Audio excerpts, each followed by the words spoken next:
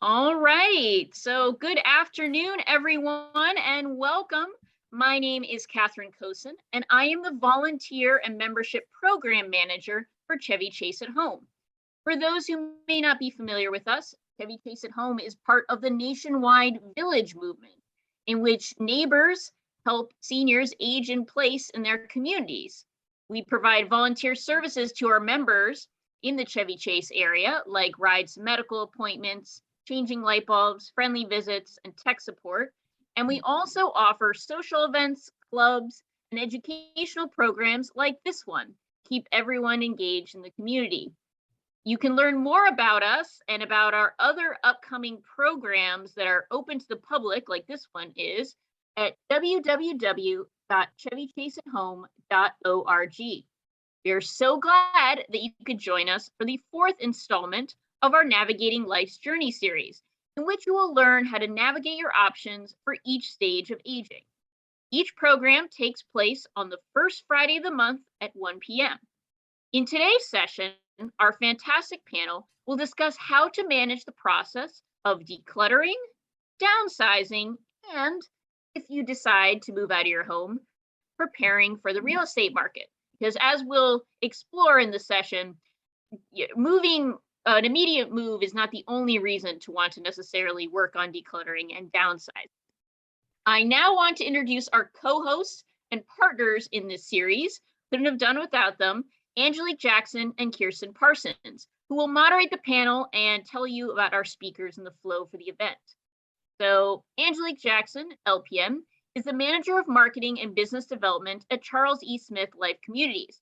She has been a nurse for over 16 years, serving in the areas of post-acute and hospice care. Kirsten Parsons, MS, RDN, CDP, is the Director of Healthcare Sales for Ingleside. Kirsten has worked in senior living for the past 11 years, 4 years of which have been with Ingleside. Most recently, Kirsten has served as the Independent Living Administrator for Ingleside at Rock Creek. Kirsten started her career in long-term care nursing, then pursued further education in human nutrition, working as a clinical dietitian for seniors at all levels of care. So as a reminder, this is being recorded, so please make sure you are muted except when asking a question. You can also submit a question to the chat at any time. Please, if you're going to verbally ask a question, wait for the Q&A at the very end. Which should be the last half hour of the program. The first part of the panel will be about an hour. Without further ado, I hand it off to you, Angelique and Kirsten. Thank you. Thank you so much, Catherine, as always, for the warm and wonderful introduction. A big thank you to Chevy Chase at Home for providing this space to have these beneficial conversations. Thank you, everyone who has tuned in. We can't wait to get to all your questions. And Kirsten, thank you so much. I couldn't have done it without my partner extraordinaire, and she's just a wonderful resource. And finally, to our knowledgeable group of panelists, thank you so much for your time, energy, and expertise. If you could please just introduce yourself to our audience, give your name, the organization you represent, your role, and your years of service. Thank you. Shall I go? Yeah. Oh, I'm sorry. Jan, did you want to start first? Sure. Good morning, everyone. I'm Jan Brito. This is my business partner, Laura Quigley. We are with Capital Senior Solutions, a new division of Brito Associates of Compass. So we are residential realtors who specialize in assisting mature adults and their families with downsizing and moves later in life. And we've been in business for 16 years. I'm Jim Beckley. I'm a real estate agent with Long & Foster and part of the Eric Stewart group. I've been part of the group for 8 years now, and I'm also on the same team with Debbie Zech, who's on the call here, and she can introduce herself next. Hi, I'm Debbie Zech. As Jim said, I work with Long & Foster, and I've been working in real estate and working with primarily seniors for about 12 years. My name is Tracy Niro, and my company is Wise Moves. I am the owner. We are primarily a senior move management company, and a good way to describe this type of service is that we're kind of the wedding planners of moving. But we also have a tremendous amount of experience in working with people that are aging in place and also moving, helping to support others move. We have been in business for 17 years. And thank you for the opportunity to meet all of you. Hi, I'm Donna Eichelberger. I am with Graceful Transitions. I started the company in 2007 and recently turned the reins over to my nephew, John Newell. So now I am an employee. I love it. I get to spend more time with clients, whereas before it was a lot of paperwork, to be quite honest. So I am a social worker. I'm a people person. I've been very fulfilled over a fair number of years meeting new people and helping them with their downsizing and moving needs. So thank you.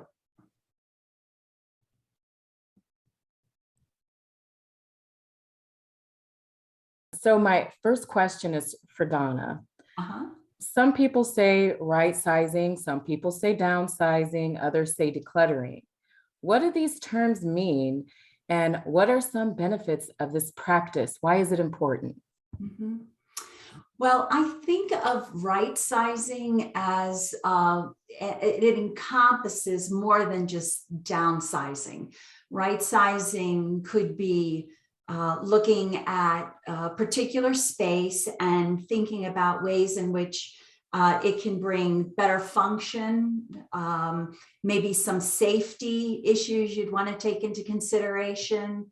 How about the aesthetics? I mean, many of our clients are looking at how to bring the room together. So that's how I think of right sizing, whereas downsizing is an aspect of the right sizing. The downsizing is the actual hands-on, getting into the closets and into the cabinets and going through everything and making decisions on the things that you're touching. But right sizing could also be thinking of leaving the home in which you've been living in for a number of years and maybe leaving the district or the state of Maryland and going to a warmer climate. That could also be seen as right sizing. So again, it's just, I've always thought of it as being just more encompassing than just the downsizing. Although the downsizing piece really is where we're going to need all of our energy to get down and, take things out of those closets and cabinets and go through them. So, yeah. And decluttering and downsizing, I feel, are just very similar. They're very interchangeable, those two words. It's all work. So, yeah. And Tracy, feel free to jump in if you have some information to add on with the right sizing versus the downsizing aspect. I think you've covered it well, Donna. Thank you. Okay. So I think this will jump right into what's heavy, right? So we talk about downsizing and decluttering. How do you know what things to keep, what things to purge? And then within purging, are you selling it? Are you giving it away? So in our work, I know each one of us, as we've cared through individuals in this process, we've heard this scenario play out many times. My children and grandchildren don't want the things that I thought they wanted. So maybe Tracy, if you want to kick us off with kind of, I'm sure you've had that experience with clients, and what does that look like? I mean, can you sell things? What is your plan B? Yes, so those are great questions because often our clients, it's their most pressing concern, what to do with the remaining contents. It took a long time for you to collect your things, right? You have a lot of room in your home and places to store things. You want to be good stewards of your items. It's not uncommon for family members to want very little of your belongings. You're not alone. Times have changed, tastes have changed, people have changed. And many young people are interested in the Pottery Barn look or the Crate and Barrel look. If your items are more traditional, they are generally not as desirable to the younger generation. Your adult children may already have a house full of their own things and may not need or want to bring any more in. They are also likely overwhelmed with the number of things that they have. While you're working on downsizing, separate items that are left into 3 categories. I'd like to take a moment to talk about the actual process and some suggestions in doing so. There are 3 categories in this process that you want to focus on. What, obviously, I should say a 4th one. First of all, what really is significant for you to keep. You're at the top of the food chain in terms of what you want to keep and your wish list of things to take with you. But consider the category of selling, the category of donation, and the category of trash as options or categories for the remaining items. Selling items, clients often ask us if they should have an estate sale, if they should put items on Craigslist or even on their neighborhood listserv. First of all, you do need to take into consideration the pandemic. You knew that that would come up probably somewhere in this conversation, but some of these methods are not as successful as they used to be because the one-on-one contact is obviously can be a health concern. There are 3 professionally managed methods of resale: public sale, auction houses, and online sales. But how do you know if your items are marketable in today's market? Or should they be donated? I have to say, one of the most challenging things as move managers is to manage our clients' expectations in terms of the value of their belongings. A big part of the resale market is supply and demand. The market for secondhand goods is really flooded right now, for example, with traditional brown furniture. You may have heard that term, brown furniture. One of the hottest furniture items on the market right now is mid-century furniture. A little tip to consider if your items are marketable is to look at home decorating magazines or articles online. What is selling today? Often clients may look at eBay thinking, oh, well, I saw this dining room table on eBay listed at, X value. That doesn't necessarily mean that, first of all, it's sold or for its value that they're asking for. My real recommendation is to have a move manager with liquidation experience or even a liquidation company specializing in resale to give you an evaluation of your items. Donation. Right now, most of the nonprofits are not coming into the home because of the COVID concerns. They are requesting having items at your front door or curbside for pickup, or perhaps even the garage, which has worked nicely for a lot of clients to open their garage and have them pick up the items there. We actually partner with Habitat for Humanity because they take up to 95% of items that are in the home. Some of the items that they may not take would be exercise equipment. That's a difficult item to rid of because exercise equipment is always advancing, as you know, and there's labor associated with removing it. Basically, I have a list of reliable donation resources that I'm happy to provide.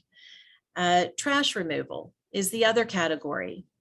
You can talk to the town of Chevy Chase or your community regarding resources of bulk trash pickups. In Montgomery County, you're eligible for 5 bulk trash collections per year, per each calendar year.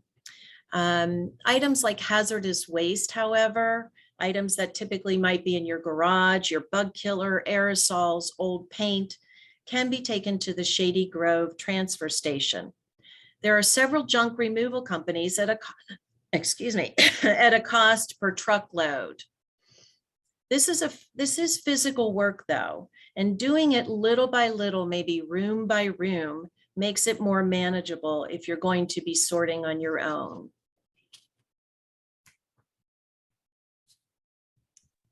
Thank you so much for such a detailed description. It was very helpful. But I do have a question just to kind of, you I guess went over these things a little bit, but are there any additional services that you provide out there for decluttering and downsizing, and are they customizable?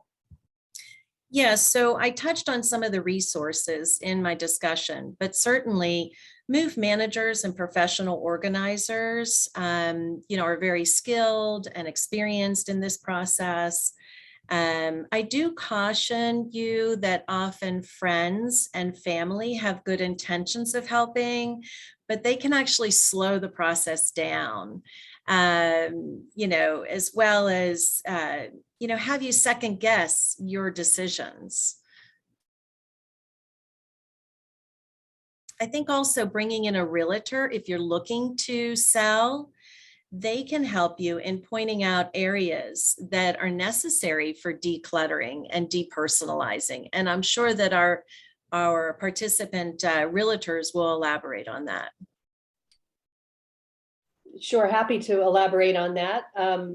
Many times when we're called in to list a home for sale, the occupants have already moved out, which is the ideal situation because it can be quite disruptive, as you can imagine, to have that going on while you're still living in the home. So we work closely with move managers. We're often the ones who will refer our clients to move managers and let them choose the one they're most comfortable with. And then that leads to the subject of staging the property, of course. We stage all of our listings at our expense because we totally believe that it makes a world of difference in how the property presents and how quickly it sells and for how much. So it's our pleasure to offer that. Move managers often sometimes assist in that process, and we welcome that. Anything to add, Laura? Well, I just wanted to give an example because I think sometimes we hear these terms, move manager and real estate, like, how does this really work? So as a real estate agent, I just want to kind of give you a story of a recent situation I had with a client. So it was a client who was moving from her longtime home into a senior community, and I partnered with a move manager to help her. So here's what the move manager did. And so these are just practical things to think about, but it just made life so much easier for my client. The first thing the move manager did was help her figure out the floor plan for her new place. How could she fit the things that she wanted to take into her new home? So kind of take that stress off, like we can fit it, here's how we're going to do it. Then this client had children who lived all over the United States, and she wanted to ship them items she wanted them to have. Move manager coordinated that. She also had some items that were of value that she thought she wanted to sell. Move manager helped find the person to buy those things and put it onto an estate sale. She had some things to donate that could add value, and then some things that needed to get rid of. So you had all of these pieces that are part of this type of move, and the move manager holds your hand through it and does it for you. Now, where I found the most value was about 2 days before the move. Typically a move, there's a packing day and then a move-in day. And at the move-in day, that's when all your items are set up, and the move manager does that for you, makes the floor plan and then sets it up for you. So in this situation, about 2 days before the move, one of the daughters came in from out of town. And I'll say that she swooped in because that's what I do. I'm the fixer in my family. So the daughter arrives, she's going to fix it. She's going to help her mom. She's going to get it done. I mean, I met her. She had her jeans on, her t-shirt, sneakers. She was ready, packing tape. And we had to explain to her that, like, that role is done. We're good. So instead, packing day, mom and daughter went out to lunch and they could spend time together. And there was no stress between the two of them. They went out to lunch. They went shopping to get some additional items for her mom's home. The next day, the move day, they did the same thing. And at 3 o'clock, they arrived at the new apartment, opened the door, and everything was set up. So afterwards, both mother and daughter came to myself and the move manager to say thank you, that there was just no stress. It was so easy. And when I'm sure you're all thinking about moves you've done in the past, and I know from my experience of moves, it's always been stressful to move. And 6 weeks later, I'm still trying to unpack my boxes and find my silverware. Only 6 weeks? Only 6 weeks. But meanwhile, like the day she opened the door, her bed was made. Her china was in the cabinet. It was just like, it was wonderful. So this is why I love move managers, and I love to have them on our team and work with them. Thank you. I feel like that was such a helpful synopsis. When we started this conversation, we were talking about decluttering and downsizing. And when we think about downsizing, that probably does imply a move. But Donna, maybe you could tell us a little bit more focusing on the decluttering. We know that if your plan is to stay in your current environment, there's still a huge benefit to thinking about maybe downsizing that room in terms of how much you have in there. And in that sense, maybe that translates to decluttering. There's an emotional benefit in terms of just a less stressful environment. Certainly if there's been maybe some neurocognitive change or some dementia with one of the partners, having a simplified space can be very helpful. So can you tell us, I mean, if somebody engages a move manager, which that term sounds like they only help with the move, how do they help with decluttering, and what does a typical session of downsizing or decluttering look like? Yeah. Well, I feel that it really starts with the consultation. I put on my listening ears. I'm a social worker, so it comes somewhat naturally to me, but I love to just begin with a conversation with the client to say, well, what is it that you're trying to accomplish? And we'll list some of the goals, and then we'll start talking about the steps that we're going to take to achieve those goals. It could be that the client, and I always put the client in the driver's seat, it could be that the client wants to start, let's say, in a kitchen. In fact, yesterday I was working with a client. She has moved to Canada, so we were FaceTiming, and I actually started by going through the cabinets and the drawers and pulling out, let's say, one, small drawer, placing it on the counter and saying, okay, here's what we have. Let's start segregating things. What would you like to take or to have? I will be mailing these things or sending these things to her in Canada. What would you like to have? And then what do you think your adult children might be interested in? They did express interest. We took pictures of just about everything that came out of the drawers and the cabinets of the kitchen. So now it's their turn to look through those photos, and we're going to put them on a short leash. If we don't, they may take a year or more to make those decisions. We don't have that kind of time. And I would suggest that our clients do that. Just, put a deadline on it to say, kids, I love you very much, but, I'm thinking of, decluttering and making things a little bit more manageable in the space that I presently have. And I need for you to come in and to express interest. And if not, then we're going to move on to, are we going to sell things? Are we going to donate? That sort of thing. So again, sitting down with the client, listening of what they'd like to do. If they're moving, it does involve a space floor plan. And that's usually what our next step would be to send out the space plan, or to have the conversation about what would you like to take to your next, with your next move. But I would say it's 50-50. We have a good 50% of our clients that want to remain in their home. And so again, it's focusing on that room. Sometimes they want to start in a large room like the basement, just to get stuff out the door that they're no longer really spending time down there, and it's just extremely cluttered, and it's a good feeling too to get a big room cleaned up. So many times we'll start in that basement or even the attic and get that cleaned up. On occasion, we have clients who want to start in the room that they spend the most time in, which could be a family room, the TV room. And then we're addressing perhaps a lot of books, because we find a lot of standalone or built-in bookcases in the family room. So again, it's going in, it's putting on the listening ears. Where do they want to start with the downsizing process, and begin to schedule. How often would you like a visit? Is it once a week? Is it twice a week? Usually if a move is involved, sometimes it's a couple times a week. Again, depending on when the move is actually going to take place. I like for my clients to be proactive.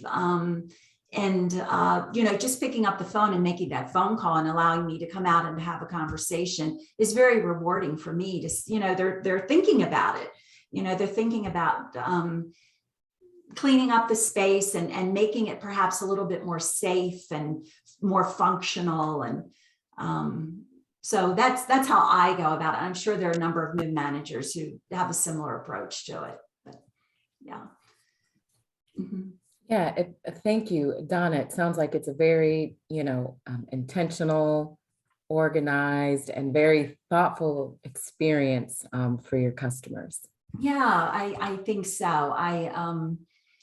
And again, it's just very important that we put them in, like I said, in the driver's seat to help direct us. We can make anything and everything happen, but we just need to know their comfort level and how quickly we're moving forward. Do we need to put the brakes on because, they're feeling like we're moving just a little bit too fast? So we take our cue from the client all the time. I think that's very important. We need to let them know that they're first and foremost, with you've got the process, but they're driving it, and we need to take our cues from them. Yeah. So now we have everything organized, and it's time to move, perhaps, or get rid of some of the things that we've identified that are maybe we're donating. Jan, Laura, and Tracy, please feel free. What are the benefits of working with and hiring a senior move manager versus using a traditional moving company? Oh my goodness. So Sorry. go right ahead. I was just going to say all the reasons that Tracy and Donna have talked about are the benefits of using a move manager versus a moving company. There may be one or two exceptions, but for the most part, the moving companies pack your stuff and move it. Donna and Tracy do, the whole gamut of services. It's just amazing. I can't imagine a move without that kind of help. Movers will certainly pack and move, and they will offer unpacking services, but they don't offer the putting away and organizing it as it's going into a closet or a cabinet. Typically, they'll place the opened boxes, the contents, on counters or on the floor, and then it's their responsibility to take away the paper and the boxes to get that all cleared up. But then you have a lot of stuff lying around. I feel that could be a trip hazard. My preference would be when a box is open, you address it and put the contents away. So there's, taking safety in consideration for me is very important. So I just didn't like the idea of unpacking 60 to 70 boxes that a moving company can do and will do, but then just putting all of that around, setting it on various pieces of furniture or on the floor. I don't think it's a safe thing to do. So that's one distinguishing factor between a moving company and a move management company. So I think also another consideration is that move managers often do pack. And so when we do the pack, we do it with the unpack in mind. So as we are familiarizing ourselves with your priorities, the way you like things organized, we're doing that pack according to the unpack in your new residence. As Donna had said, and both Jan, basically we've done the floor plan. We have a sense of what you're moving into. And so it's much more efficient that when we do the pack, we do it with the unpack in mind. We know that those kitchen boxes and their contents and where they're going to go so that you can get settled in that much more quickly. Mm-hmm. Mm-hmm. Right. And I think this is kind of, I don't think we've mentioned it yet, but there is specific training and credentialing around being a move manager. And Tracy and Donna, maybe correct me if I'm wrong, but specifically around maybe senior move managers, there's a training and credentialing process. Can you tell me a little bit about that? Yes, senior move managers are experts in logistics. They can provide comprehensive, customized plan for your move, designed for your situation, as well as for aging in place. We are certified, through the National Association of Senior Move Management. There's actually an association of our companies. And typically, as it has been outlined, we provide services from expertise in floor planning, decluttering, staging, downsizing, strategic packing, coordinating and supervising the movers. Some companies have started their own, move company. I prefer to partner with a long-term vendor that has been in business for over 40 years and has their own van line. I'm not necessarily interested in having a van line, a fleet of vans, but there is the National Association that actually provides not only training and certification, but it is a global community of over 100 senior move managers throughout the United States. We will partner with other move managers if someone is moving out of state or coming inbound, from another out of state location. We can collaborate together. NASM members specialize in helping older adults and their families with the daunting process of moving and downsizing. But also, we are bound by a pledge of integrity, committed to safety and ethics, as Donna has touched on, dedicated to continuing professional development. There is NASM, the National Association of Senior Move Managers A+ accreditation, which represents the highest level of professional achievement that can be awarded to senior move management companies and demonstrates the organization's substantial conformance to NASM standards and the quality and the longevity of their service, of which we are A+ accredited, both Donna and our company.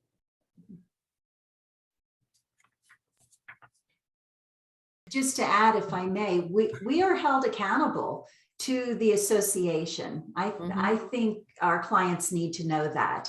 And I think the communities that we work in need to know that as well, to share that. If we are out of line, we will be getting a phone call from NASM and we will have to go before a board. So our peers hold us accountable. And I like that very much. So. And I'm sure that your customers appreciate that extra layer of accountability. I would hope so. Yeah. And so we have discussed, the services that you provide. I'm sure they are customizable. They are. Are there any challenges, that you've faced when, making a move and a transition? Yeah.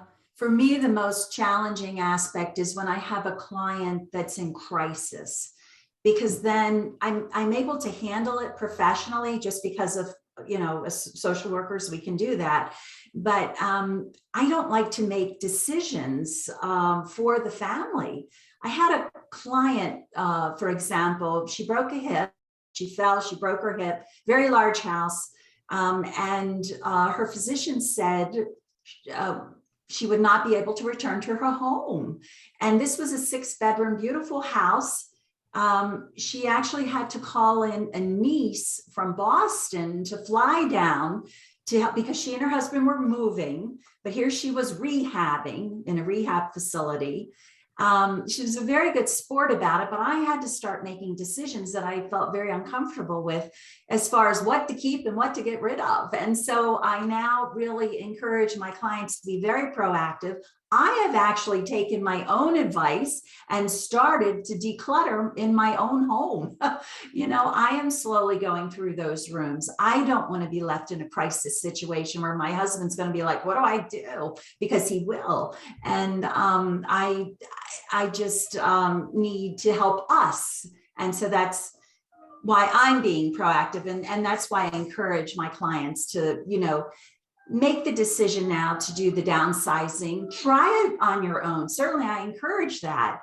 But if you find that it's overwhelming, call in help. If you don't have a good friend available or family, and sometimes there can be the push and the pull with friends and family, whereas we're more objective, certainly. And that just be thinking about starting your very own downsizing project. Perhaps it is this spring. Spring is a good time to start new beginnings, I tell my clients. So anyway, that's the biggest challenge for me, is coming into a crisis situation and having to operate or move forward without the full, I have the support of the client, but I just feel very uncomfortable sometimes making those decisions. Yeah, I certainly can mirror that same, challenge. We've had many circumstances where we've been called in where there's been a crisis. I encourage everyone not to wait until there is one. Make the decisions while you are able. With a move management company, we don't necessarily come in, as Donna has stressed, we're not making these decisions for you. These are your decisions. We can guide you through the process of what to do with your remaining stuff, what's going to fit in your new home, and what, again, for those of you that are aging in place, what's appropriate for you. One of the things I like to share with my clients is think about your day-to-day activities. What rooms do you really live in? You live in your bedroom, obviously kitchen. There may be a room where it's your nest, where you read the paper, where you watch TV, your most comfortable room. So you might have a 4-bedroom home to declutter, and we can help guide you through the rest of the stuff. But think about what is most comfortable for you. And we love to, have our clients realize that they don't need a lot of things that are in the home because they're primarily using 3 rooms in their home anyway. The rest is often storage. But not to wait for a crisis. Get started now. Little tasks will spur you on to bigger tasks. We also give our clients some homework. When we come in, we can see that there are areas that you need the physical and the logistical help and guidance through, but there's also other areas where you can be very productive in making decisions, tasks that we can leave you to work with. It just helps to keep the process going. That's so helpful, Tracy and Donna. I know we want to save some time to talk about real estate. And for those who are moving, we have just one more question, which I know if it hasn't already come up in the chat, it would in our question and answer time. What are the costs associated with working with a senior move manager, and how do senior move management companies typically structure their fees? So typically first there is a free consultation, which oftentimes is so gratifying for the clients because it answers a lot of their questions and helps to formulate a plan. Basically, most companies offer a menu of services and pricing plans for which to choose. A written estimate should be provided and based on the scope of the work, the customized approach to what your client's needs are. Most companies charge on an hourly basis per person. However, some companies do offer package pricing. There may be additional fees. For our structure, we have a flat hourly rate, but some companies may charge for travel or have an administrative fee that covers sort of the behind the scenes, where it may be a percentage of the total cost of the job. But we have found to keep it very simple on an hourly basis is much easier. There may be fees for delivery and delivery of packing materials. For example, Wise Moves, we have our own materials. The cost associated with the materials are exactly the same as the moving companies' materials. So some companies, as I mentioned earlier, have their own trucks. We have the resources of trucks as well as our very large cargo van to help transport things, while others work with trusted partners in the moving industry. But you should be able to certainly get, a free consultation is our industry standard, and a written estimate for the scope of work that you are looking to have support with. Kirsten, I noticed in the chat, someone asked about, affordability, and certainly that's a real challenge for some. And I will then respond, give me an idea of what your budget might be, a monthly budget and us coming in. Is it, just a handful of times, or, and then we'll start doing the math, and sure Tracy does this as well. We'll have that conversation where, I don't want to use the term sliding scale, but it's really hearing your story, trying to understand the challenges you might be facing, with affording our services, because not everyone has that sort of disposable income. But again, we can ask the question, what is your budget? How much can you spend on your project? And then we can tailor it to that need or number. Yeah, we always say that we can work within someone's budget because we can outline, what is what's the burning fire where you really need help, so we can usually work within someone's budget. But we also help to outline what's realistic, and keep in mind that if you are moving, the cost associated with the organizing, the sorting, the packing, the multitasking is a cost associated with your move. Everything in the house does need to be touched and decided on, so it's a cost associated that is more strategic towards your move.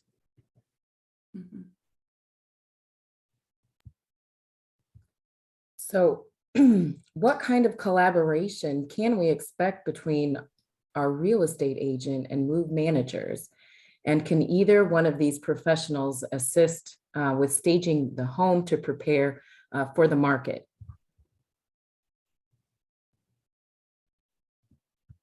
Jan, Laura? Sure. Sure. Well, as I mentioned previously, we do stage all our homes, all of our listings at our expense. And sometimes we do get assistance from move managers.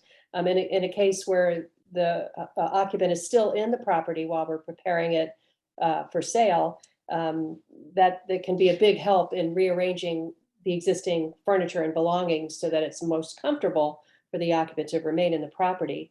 Imagine getting up in the middle of the night and having an ottoman that was always there moved to a different location, stubbing your toe, right? So move managers can help us with those aspects. Would you add to that? I would say that, I've already said it. I love the move managers. I'll give an example. I had one client who came to me and said, I'm becoming a minimalist.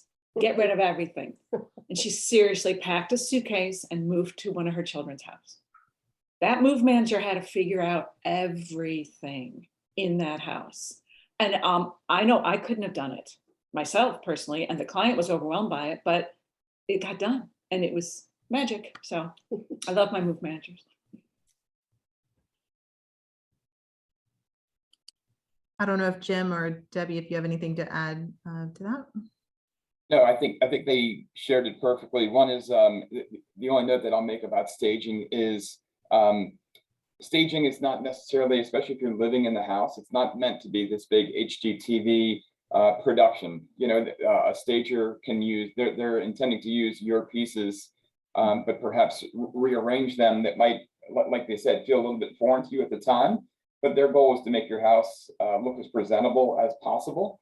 And again, what they mentioned earlier is ideally, for your guys' ease, is that if you're out of the house and at your next location first, where we go through and bring in staging and present the house that way, a lot of times it doesn't work out. So if you're there, the stagers will go through and take your own pieces and perhaps rearrange them. But the idea is to make it as comfortable as possible for you guys while presenting the home in its best light. Okay. So one of the things we haven't talked about yet, and it may be something that our viewers aren't familiar with, is that within the real estate world, there's specific training similar to what we talked about with move managers, where a real estate agent can be trained as a senior specialist. So specifically working with a clientele that needs support in maybe different areas. And I know all of the real estate agents on this call have all gone through that training. Could you tell us a little bit more about that? Sure. So each real estate agent to become licensed in the state of Maryland, DC, and Virginia are required to take continuing education courses and get certified and licensed to be active to sell homes. A senior real estate specialist will go through and take training above and beyond what is required of just the minimum. To get the certification, it's an additional 12 hours of coursework. Can be done virtually or done in a 2-day in-person session. And that needs to get renewed every year to keep up with the growing trends and changes in the marketplace. The coursework teaches people how to best engage with the senior community. Hits on a number of different topics that are important, specific to the senior community. Everything from financial concerns and decisions that are going to be made in the process. One thing we'd like to note is we are licensed to sell real estate. We're not licensed to give advice on accounting or legal or anything like that. Having said that, senior real estate specialists should and do have access to resources to put you in the right point you in the right direction to make those big decisions. So the training goes through and talks to points on reverse mortgages and accessing retirement and IRA accounts and Medicare and Medicaid and Social Security. All these things that are on your guys' minds in making this big sale. A lot of times a home is someone's largest asset. And we want to make sure that you guys are making the right decisions and not overwhelmed by the process. Part of the coursework also trains us to kind of keep an eye out for fraud and things. I mean, unfortunately, the senior community is something where people are preyed upon and taken advantage of. So when we're having those conversations with our clients, I'm just kind of listening and finding out, you know, what our clients are telling us and saying, well, this doesn't really seem quite right. Let me put you in touch with someone who might be able to answer those questions more clearly. That might be able to give you a tax benefit in terms of accessing certain funds or handling a mortgage or a home equity line of credit. All those things that come into play when making these big decisions. So outside of the financial piece, there's also training on the emotional challenges of making a sale of the house. You're no longer 20, 25 years old where you just call up your brother and the neighbor and you rent a U-Haul and pack it in a weekend and buy everybody some pizza and beer. There's the physical stress and sometimes the physical limitations of being able to handle this, which is where the move specialists go into. But there's also the emotional side of it is there's a lot of memories in the home and that you're not going to move at the same pace and you're not going to make decisions most likely at the same pace you did when you were earlier on in your life. So having empathy, having patience, and really going at the pace that's most comfortable for you. And also making sure that people understand that, hey, you know, we understand that you haven't sold a house in perhaps the last 10, 20, 30 years. But if you're partnering with an agent who's experienced, especially with the senior community, we've sold a home in the last couple of weeks, last couple of days, last month or so. So we have resources available and can point you in the right direction and give you guidance so that you're comfortable in making those decisions. Because again, going back to your decisions and your emotional stress that you're under right now is a lot different than you were when you were younger. So just making sure that we're moving at the right pace and giving the right guidance that's appropriate for where you are at this point in your life. So Debbie, what should we expect to see differently in the real estate agent's approach to selling an older adult's home versus a young family or an individual? She's muted. You're muted. Sorry about that. Once people have made the decision that it's time to explore the idea of moving, and we meet with them for the first time, I walk in the door and there's this look on their faces like, where do we start? It's time to put people at ease. And as Donna and many others mentioned here, it's time to listen. Listen to what your priorities are. Most of the time, people are exploring the idea of moving, and it may take several years to get ready to actually pull the trigger and move, and that's perfectly okay. It's important, I know, with both younger families and older families. What do I need to do to get ready? And of course, decluttering is the number one thing for older people it's a lifetime of treasures in the house that are difficult to manage, to where these things all going to go. For younger families, they tend to have lots and lots of toys, and but younger families are, for the most part, moving into larger homes. Maybe they have a growing family, and so that's not as much a concern for them.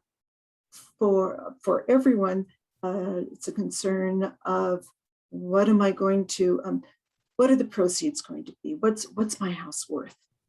Because as we know, older adults are thinking about their retirement years. Am I going to have enough to move to my next place? Younger families wanting to move to a larger home. Am I going to have enough money for that? Very important. I find that older adults are more systematic. We need a blueprint for what do I do first? What do I do next? And younger families want to move right now. This is the time to move. You know, want to get into new schools. Want to get settled by the end of summer. Older adults don't have that issue unless there have been health events where, as you'd said, emergencies.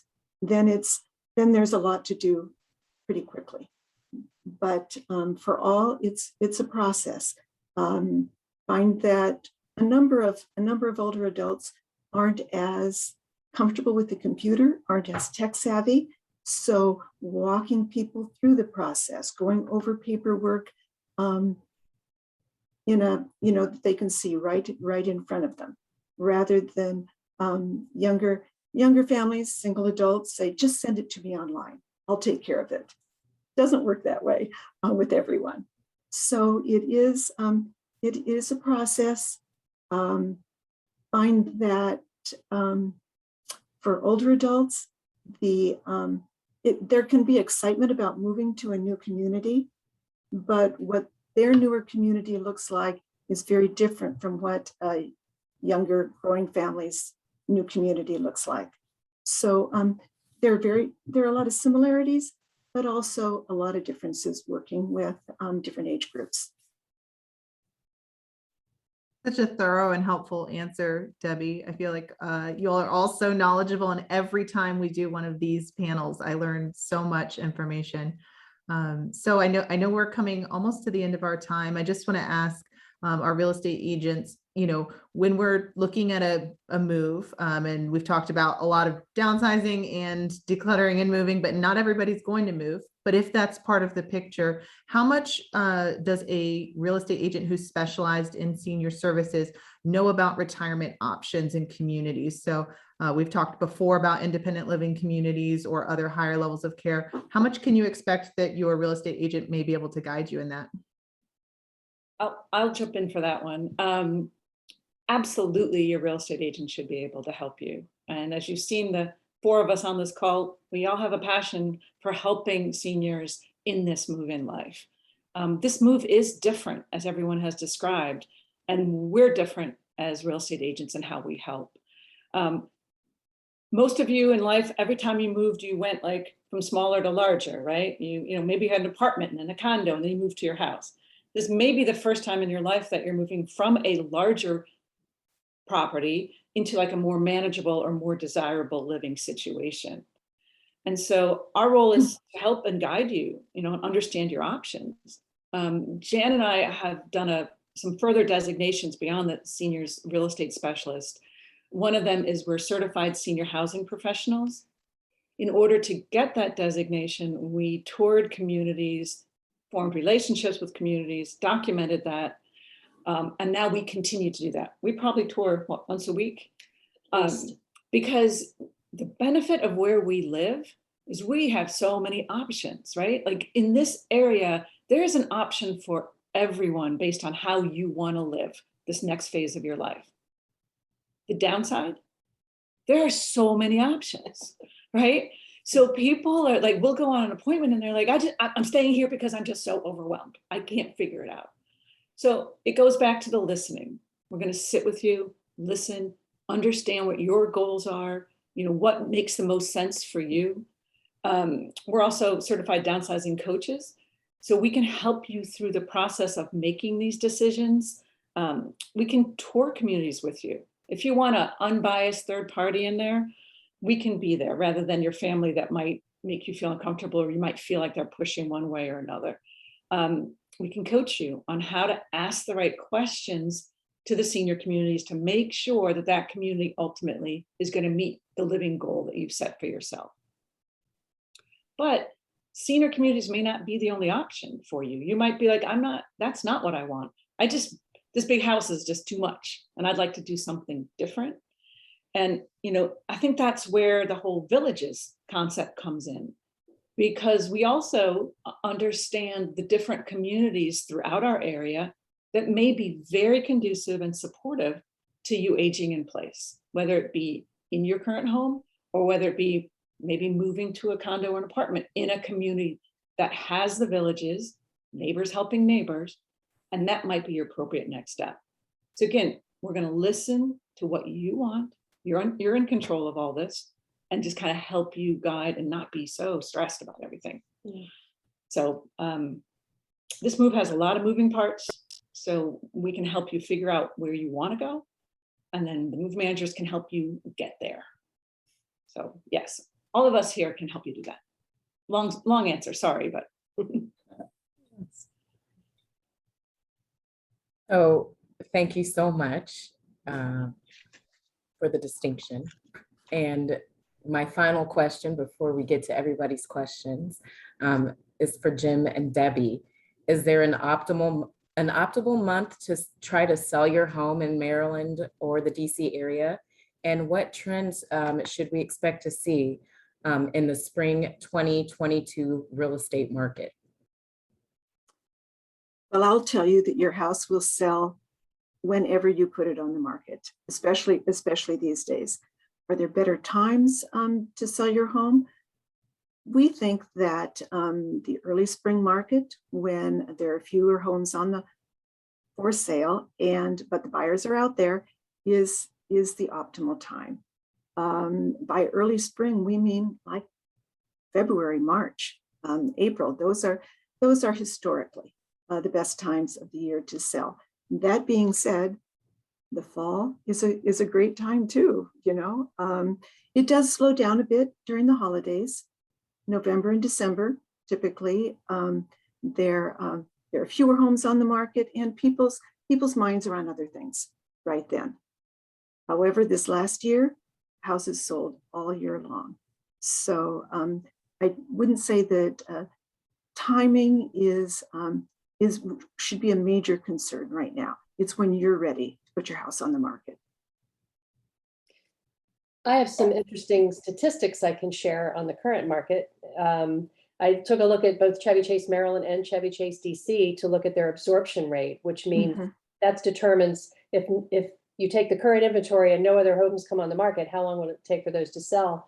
Right now in Chevy Chase Maryland, it's less than 2 months, the absorption rate, and the actual average days on market, these are for single family homes, is 18. In Chevy Chase DC, there's less than a month absorption rate. So the average days on market there is 8.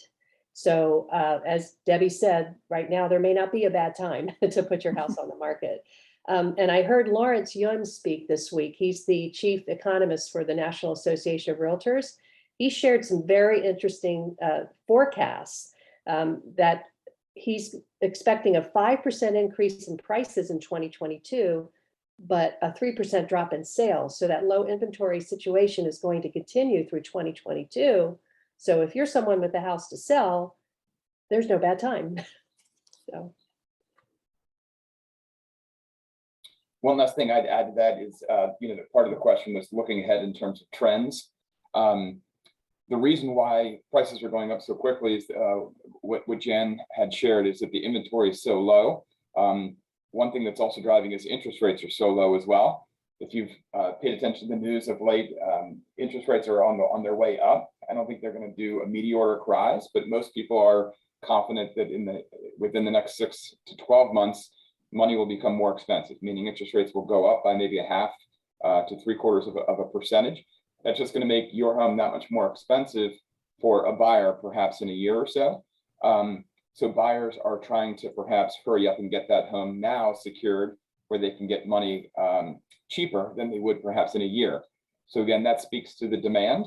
None of us have a crystal ball to guarantee, what's going to be happening in 6 or 9 months out. But I think all the agents on the call right here probably feel pretty confident that the market will be very strong through the next 6 to 9 months at least, because there's just no way there's enough homes that will come on the market to satisfy the demand of the amount of buyers that are out there right now. I think one of the things that you may be learning through this program is that it really takes a team, to help you through this process. Oftentimes when I meet with a client, they haven't met with a realtor, and I encourage them to do so. I think sometimes folks feel that they have to get their house in order to meet with the realtor, and that's not the case. We all try to meet you where you're at and to help you through this process, and it takes a team. Thank you, Tracy. So just on time, we're wrapped up with our questions, and we'll open it up to the questions in the chat, and also, to you if you want to take yourself off mute and ask a question. We have some questions that we're going to drop in the chat, things that you may want to ask yourself, kind of leaving this call today, or maybe you want to ask your partner or your adult child.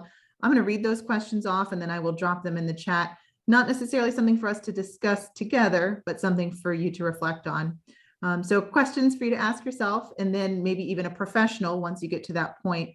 What type of lifestyle do I need and or want now and in the future?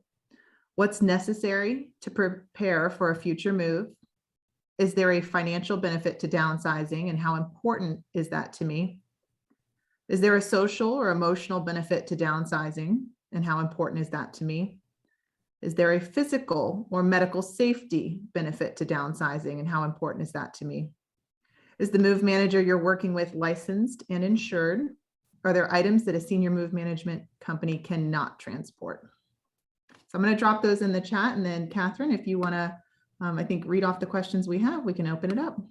Sure. Yeah. And I will also note that I will email these questions as well, if you, in addition to the chat, them being shared there.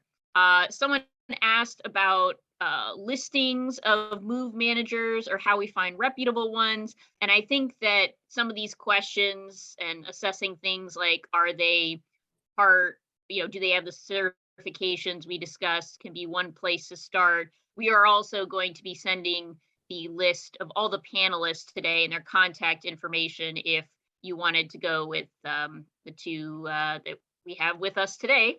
But of course, you could also use these questions as a guide, or this association to find other ones. I know that we discussed that, a lot of the move managers can work within your budget, but would either of the move managers on the call be willing to get more into the nitty-gritty of like, what are the hourly rates that one can expect? Or I think just the a little more specifically? So as I mentioned earlier, the hourly rates are, they can vary depending on whether there's additional fees.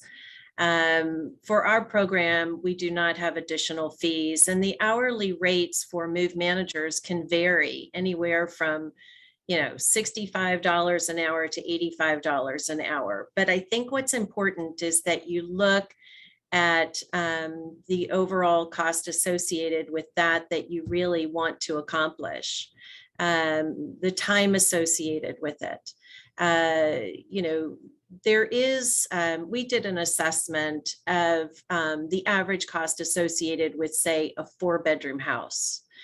Now, we could have a really small ranch that can be very dense, and that cost could be the equivalent of a sparse 4-bedroom home. So it really does depend. But over 17 years of service, I can say that the average cost of, probably sorting with the client, packing, coordinating the move, unpacking, putting things away can range, again, depending on the size and scope of the job, anywhere from $5,000 to $7,500. So an average of maybe $6,000, $6,200. Donna, you may be able to elaborate on that, but I would much rather throw out some numbers like that so that you have a general idea of what you're looking at. The cost associated with the van line itself is separate. It can be encompassed within the estimate. We partner very closely with a long-term reputable moving company, and so we present an overall cost that we would anticipate. It's also, you'll generally get a range of the estimate because once we actually get into the minutia, if you will, of the cabinets, the closets, the attic, we'll bring things down from the attic and help you to sort through areas that you haven't looked at in years. So, that can impact the price. Also, the rate at which you make decisions. If we find that it's difficult for you to make certain decisions on items, we set that aside and we keep the process and the momentum going. And as you build momentum and you really do see how much progress you're making, we then can go back and revisit those that were a little bit more difficult to decide on. So that gives you some idea as far as the range. Mm-hmm. It's funny, Tracy and I have not had a conversation on costs, but when I go in to have conversations with clients, prospective clients, I will tell them to budget between $5,000 and $7,500. It's a range, yes. And it's funny, we're kind of right on target there. And it does not include the cost of the move itself. So we have very similar conversations with our clients. Yeah. Yes. The other thing, Catherine, I wanted to mention, you said in the chat box, someone asked about how to locate senior move managers. On the NASM website, the National Association for Senior Move Managers, NASM.org, there is a map locator, and they can just, because not all of our clients are staying in the state of Maryland or in the district. They're moving to be closer to their adult children. So they want to speak to a move manager in, California. We can certainly do that for them, but they can also have those conversations. It lists every move manager in Canada and I guess throughout the globe, Tracy, is that correct? But in particular, absolutely. We have become an international company or association. Right. When we first joined NASM many years ago, there were only like 40 of us in the United States, and it has grown to over 900 in the United States and abroad. But there's only 60 of us that are A+ accredited, surprisingly. So I think in terms of qualifying a senior move manager, please look on the NASM website at the accreditations, or, during the consultation, we provide that information. Okay, great. Thank you. And that's NASMM, right? 2 M's. NASMM, yes. .org. And yes. That's great that you mentioned that there's a map all over the country, because someone did ask about advice for someone who's planning to move out of state to be closer to an adult child. As you said, besides finding a move manager in another state, or do you have any other advice for someone planning a move out of state that might be useful, you or the real estate agents? In your experience? We certainly do. I encourage clients to work with a move manager in the current home as well as the destination, because we collaborate with each other. We take photos. Fortunately, with technology, we can collaborate. For example, if you're moving into a community where you have a specific rendering of your floor plan, The move management company or the community can provide the measurements of that floor plan. And we in turn can measure the furniture and work up the floor plan. But we also collaborate on the contents and the anticipation of the volume that's coming and where things go. And we talk together about the priorities that you may have. We also work with adult children that if you're moving to where they are, we can collaborate with the adult children. And for our company, we're not charging for these communications. You know, we're just really working in your best interest. It really is a lot about communications and the strategy, you know, and the customization of working closely with everyone.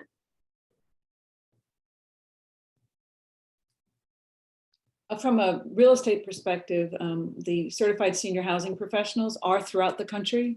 So should you be moving to another state, more than happy to reach out and make sure that you can work with someone who could provide the same level of services. Great. Sorry, is there anyone else for that question? Oh, right. Someone also raised the point, you know, if you're not planning on moving, but you still want to declutter, can someone elaborate on the difference between organizers and move managers, especially in terms of expenses? Does anyone know that? Well, we are, as move managers, we also are members of NAPO, the National Association of Professional Organizers, and utilize their service or their association to learn more about organizing. So we bring a lot of organizing techniques and resources to those that are aging in place.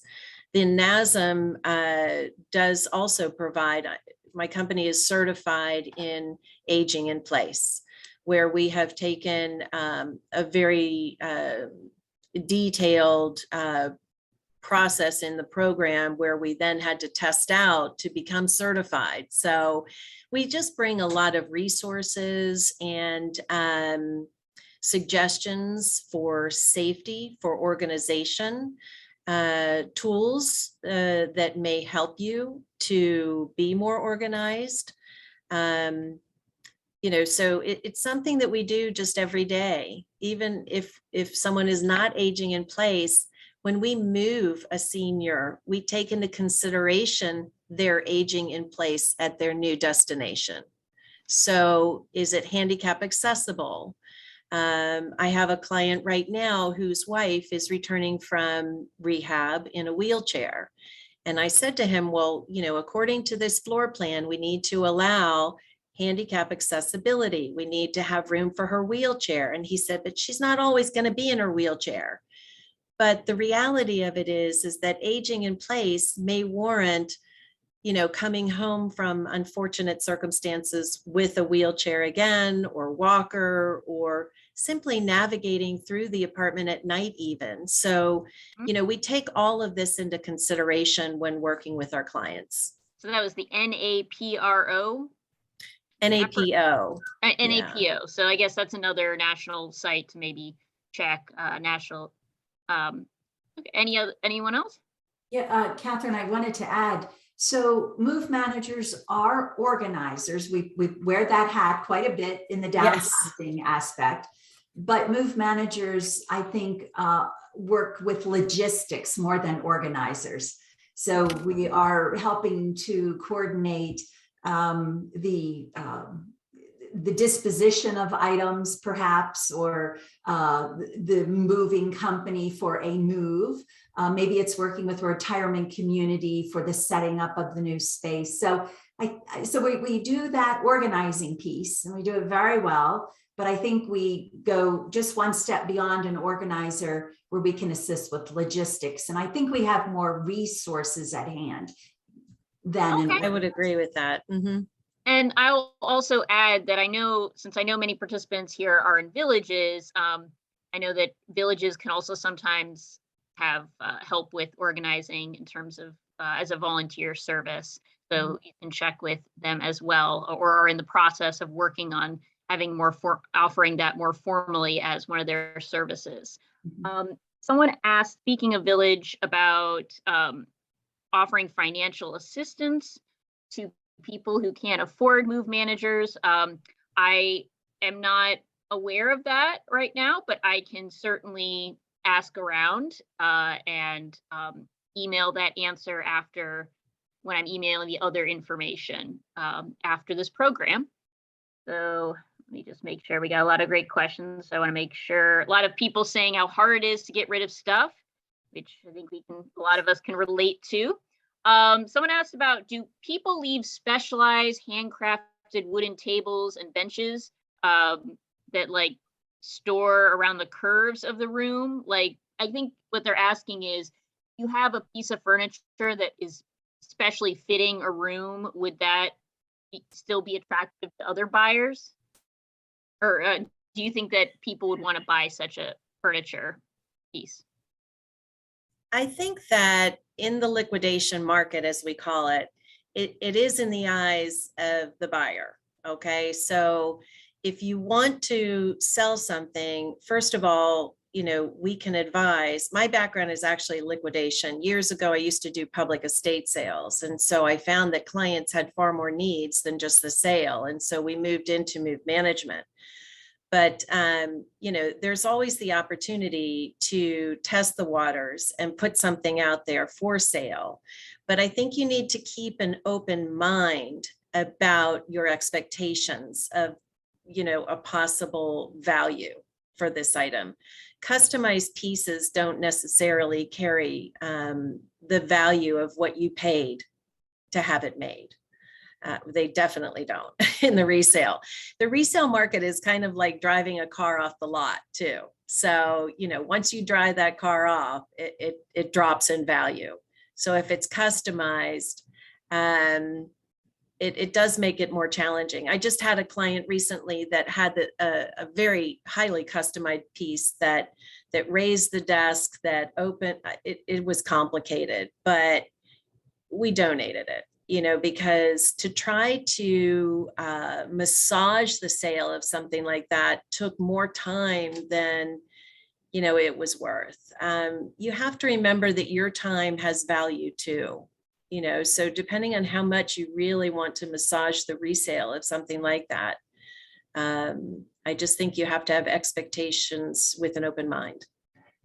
I hope that answers your question without seeing the piece, Great. And I want to make, and we have, I want to give some questions too to our realtors. So one of them is for realtors like Laura, who offer help in locating a senior community that fits a client. Is there a charge for that or some other commitment? There's no charge. There's no commitment. When we first come out, as everyone has mentioned, when we first come out to meet with you, it's a consultation to find out what are your needs and goals. What are you looking to do? Sometimes we get a call and someone's like, we're ready to move. So then that's the real estate hat, so to speak. And we're going to look at the house and figure out what they need to do to prepare the house.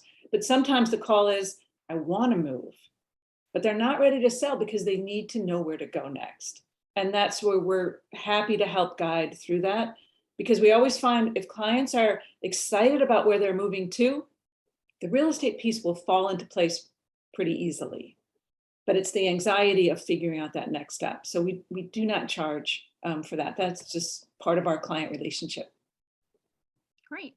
And someone asked, in preparing to sell, is it better to complete overdue maintenance projects or just sell as is? How does one decide which overdue maintenance projects should be done before selling? So yeah, I think it would be helpful for people if you could mention what are like the most important things to pay attention to if you are going to do a little fixing up before putting your house in the market.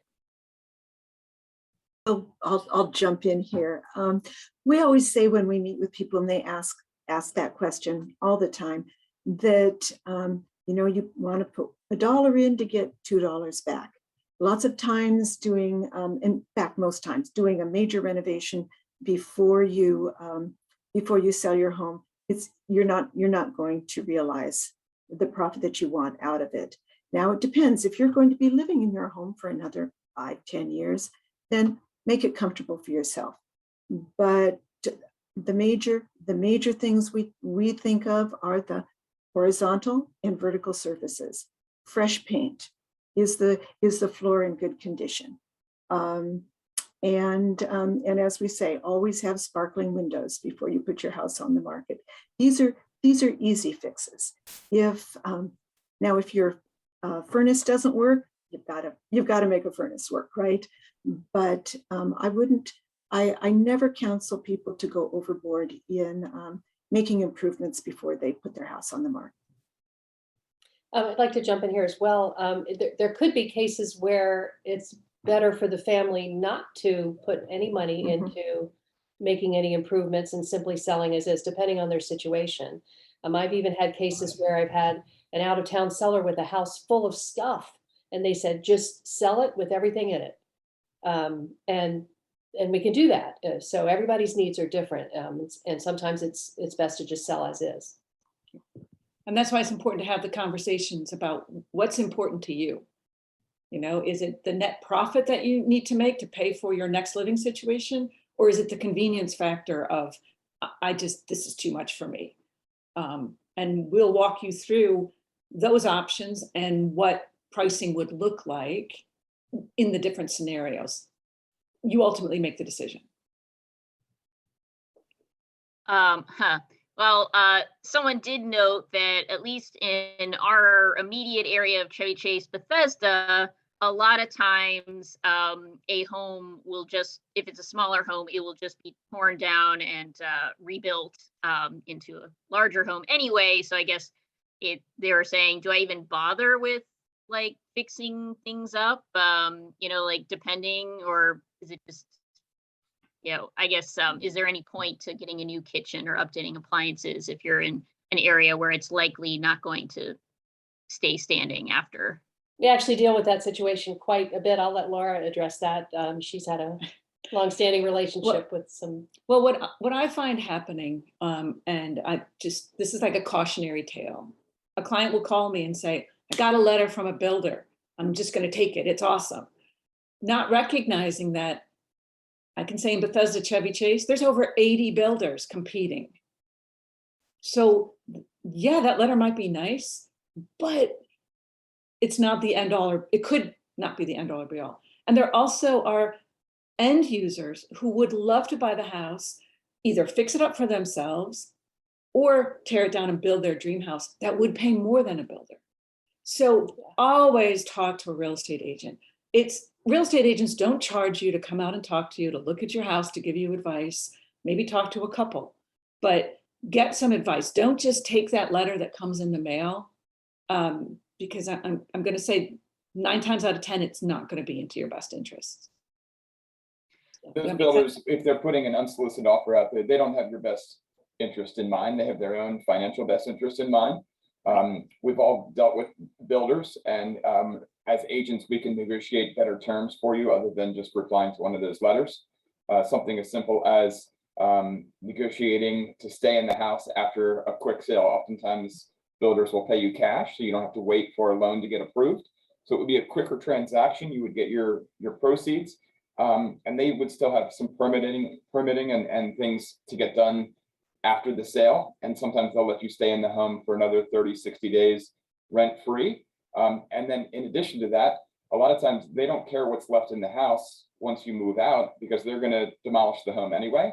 So what you do is you take your belongings out and you don't have to pay to have the remaining items disposed of. And so it saves you time, effort, and money, that you just take what you want and leave on the last day and leave it as it stands, and the builder will take the house as it sits. It's so just not a agents can definitely negotiate in your behalf. Yeah. I'm sorry, Jim. It's just not a cookie cutter approach, like Jim's saying, like, you know, talk to people, your home, your property, each one is unique and there may be a different path. So talk to people, get good advice. Okay, but to be clear, it sounds like someone just wanted to clarify, will you get a higher price if they update the kitchen and bathroom before selling, or at least have new appliances? Usually, like. I would Well, that's a tough one. It's so dependent on Yeah, the current the condition, the situation. rest of the condition of the Right. property, the location, the neighborhood. Mhm. Is the return going to be there? And that's an analysis we can do. Yeah, to with- Debbie's point, like if, what level of fix are you going to do? And how much are you going to spend? And will you get that money back or more? So that's when bring in a professional to look at it and to take it from there. And there are real estate companies who can advance you funds for making those improvements, provided you've got equity in the home, with those funds being repaid at closing, dollar for dollar, no additional cost added on. So that's often a help for folks who may not be in a good cash flow situation. Okay, great. So I think we did talk about the letters for cash, how to deal with that. And so to go back to the non-real estate agents, someone was curious about what kind of homework do the move managers tend to assign for clients? So I did mention earlier that we do give homework. You don't need to pay us for certain tasks that are very personal, although we can help in any area. But for example, first and foremost, talk to your loved ones.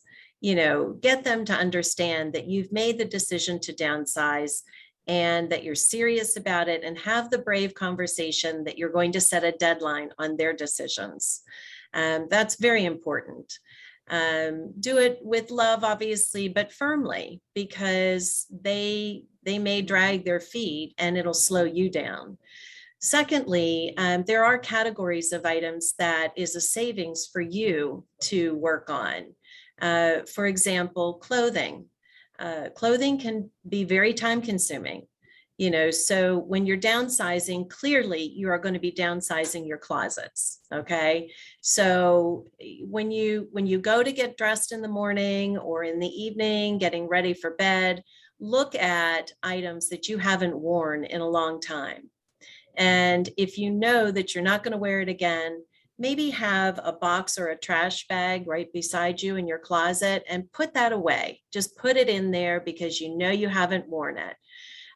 We can donate clothing, but also if you're not certain, some move managers will say, turn the hanger around and see if you wear it, or approach to consider wearing it over a period of time. But most importantly, consider that you currently wear. You've heard the analysis that you wear 20% of what's in your closet. Think about your lifestyle that has changed. You have your business suits. Yes, they're nice, but they can be repurposed to someone else that can wear them. Your lifestyle has grown into your favorite pair of jeans, your leggings, your sweats, what you may wear to church or synagogue, but clearly you are not wearing but probably 20% of what's in your closet. Go through your drawers, your dresser. You probably have a drawer of socks, and you may not wear all those socks. So going through the clothing is very, very helpful in downsizing, so that you don't have the burden of too much when you move. It also frees up space, storage space. So again, if you are aging in place, then you certainly can free up space in your closets. Another category are papers. Your generation has a lot of papers and books. So these are things that nowadays the adult children, they have everything online. They have their Kindle to read. They're not accumulating books and papers. So take your time, go through some of your papers. We can set you up with a system of what needs to be recycled, what you want to keep, and what needs to be shredded. There is free shredding available.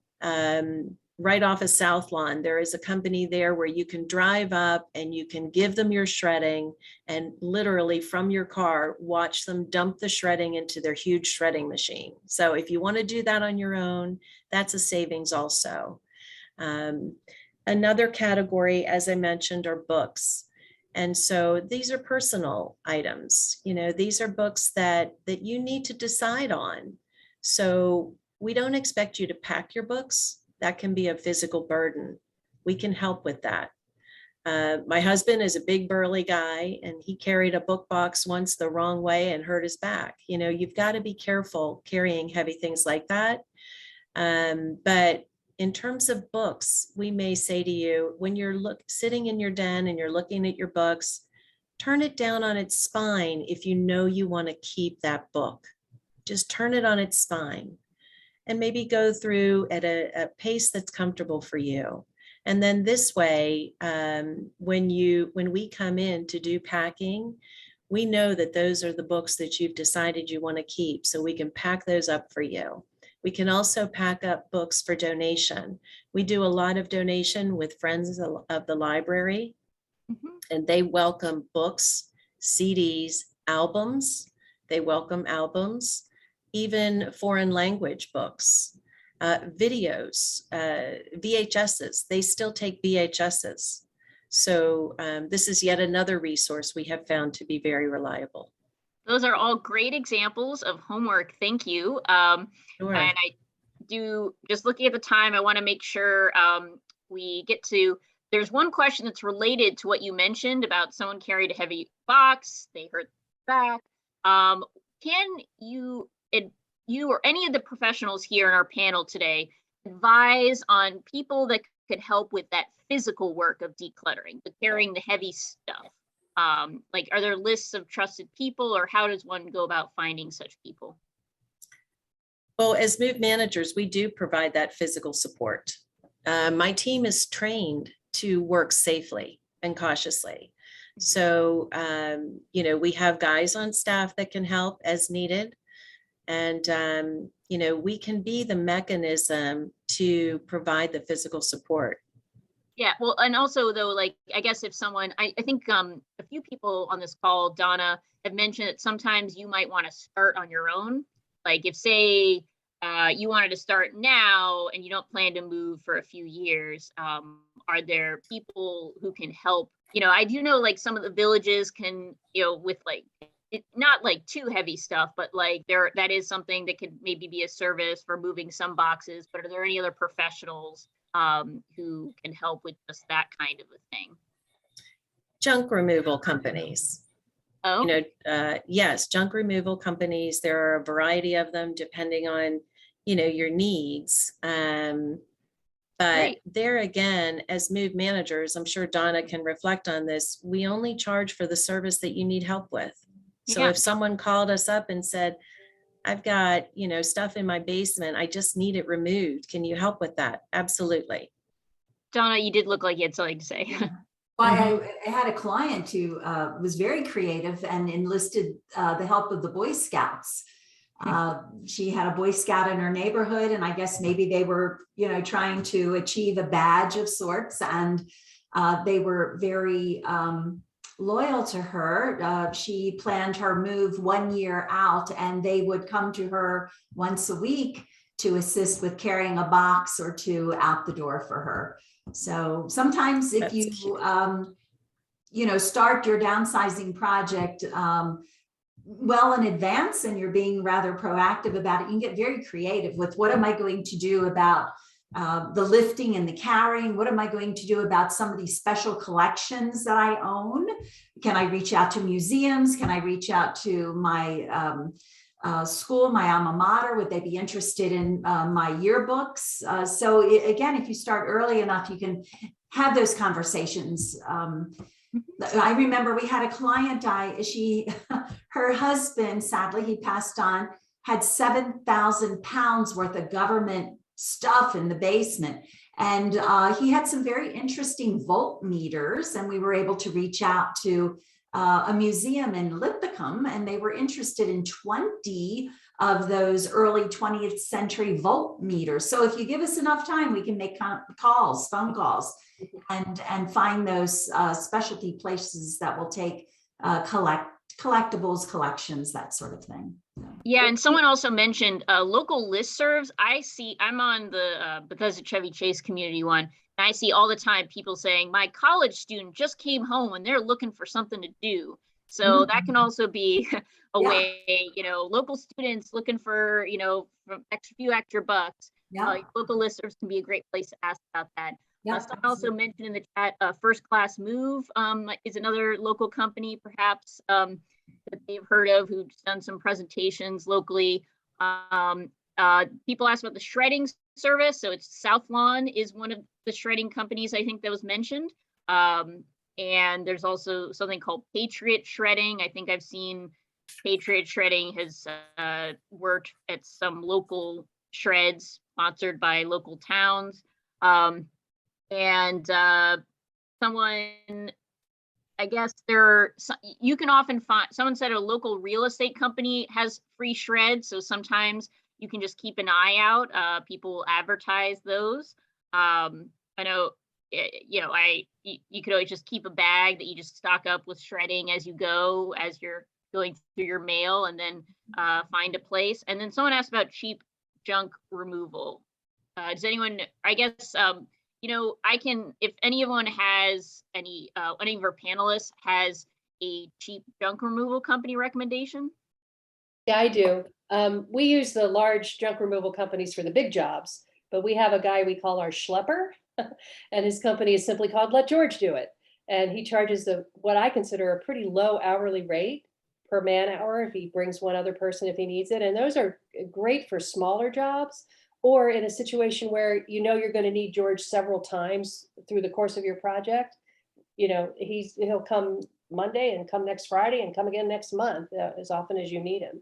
And I believe his current rate is $40 an hour. Anyone else? Okay, well, we are a little over time, so thank you for, thank you for all of your questions. I guess we had one more, finding someone interested in Eastern European art and souvenirs, or souvenirs from like China and Thailand. Are there any dealers or people that, what would be the best way to get to offload objects in that category? So I had mentioned earlier that there are different methods of resale, but auction houses, would be my quick answer. Asian items are very desirable. I will say that. Yeah, Quinn's Auction House, they have a rather experienced person on their staff who deals with Asian art. All right. Located in Arlington, Virginia. Great, Quinn's. Okay, well, we do need to go. Thank you so much to all of our panelists and Angelique and Kirsten for organizing these speakers. And thank you to everyone here who joined us. And I, again, will be sending the recording and the contact information, the questions that were asked and that you should ask around. And if you have a question, or if you didn't register, but in advance and you're on this recording, please email info@chevychaseathome.org to make sure you get all the stuff I send, or if you have any questions for our panelists before I send out the contact information. So thank you again. Bye. Thanks, everybody. Thank you. Thank you.